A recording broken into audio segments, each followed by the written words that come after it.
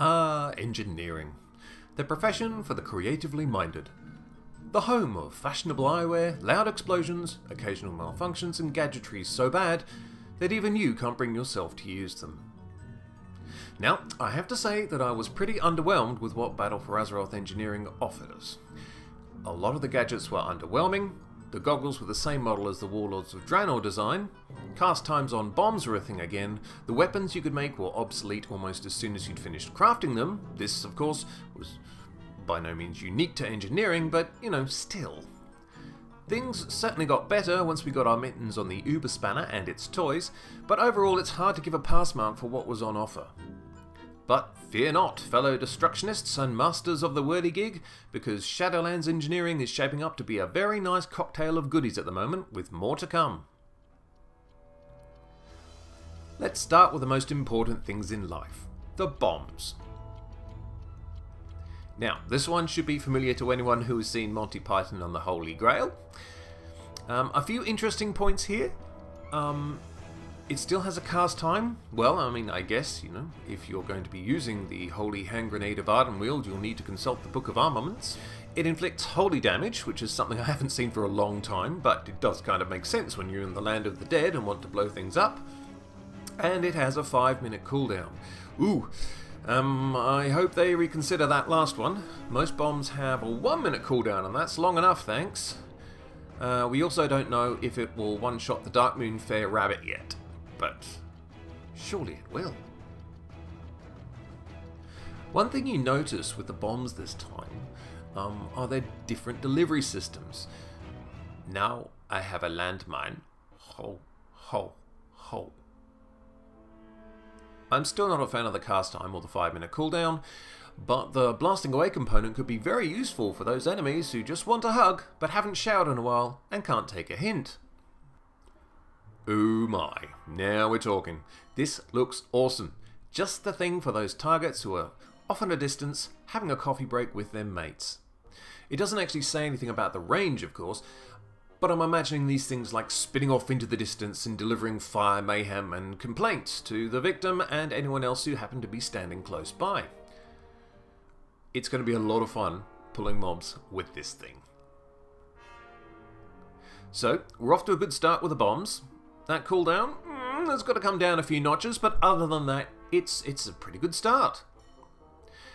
Now for the belt augments. I'm still using nitro boosts, so I'm always interested to see if they've come up with something tastier than that. And we kick off with the dimensional shifter, or the ability to turn invisible. This could definitely have its uses out in the world, but can only be used out of combat, so no cheesing of mechanics or resetting fights that you're losing. 5-second cast time? You know, as an engineer, you know, I prefer hitting the big red belt buckle button and getting results immediately. You know, imagine nitro boosts, for example, with a 5-second cast time. I guess it's cute, but I don't think I'll be using it a lot, to be honest. Electro Jump is up next, the ability to teleport a short distance in a random direction. This could have hilarious and or tragic consequences. And just imagine being chased by an elite, then suddenly stopping in your tracks, asking the mob to wait 5 seconds, just a moment, just gotta fiddle with my belt, and then you port off a cliff. Pass. Sorry, I'm gonna keep my nitros on this one. Now this could be very useful depending on what kind of damage we're talking about here. The Retaliator will spin a few sharp things around you, giving a little back to anyone who attacks you. Now if it hurts enough, it could be a useful device for threat. I'm assuming melee only would be affected. But you know, I think I'd have to actually see the numbers on this one before I start getting excited about it. So the belts are okay. The cast time business is going to affect their usefulness. You know, one of the benefits of having engineering in the first place is that ta-da moment when you instantly switch on a gadget and explode, or escape, or put a bomb in somebody's underpants. Now, let's talk weapons and scopes. So, here's your entry-level gun, the Precision Life Force Inverter. Man, the person who comes up with these names must be having a ball. There's nothing too exciting going on, really. It's a pretty standard issue. Until you see the secondary stats. What on earth is hit avoidance and critical strike avoidance? Are these new stats? I wasn't aware of them, but okay. Ghostbusters fans will recognize elements of the recalibrated proton blaster. This looks like our level 60 just starting normal dungeons sort of gun. And yet, there again is that hit and crit avoidance. The scopes will be very familiar to fellow engineers as well who've been down this path before. They haven't really thought outside of the reinforced carbon shell on this one. If you want crit, optical target embiggeners is what you need. If you're not feeling too hasty, then you probably need to get yourself an infragreen reflex sight. I will confess to being a little disappointed with these. I like sights that do interesting things like that critoscope from Cataclysm. And it's high time that we should be able to construct mecha bows and crossbows. But, you know, oh well, there's still plenty of time for changes.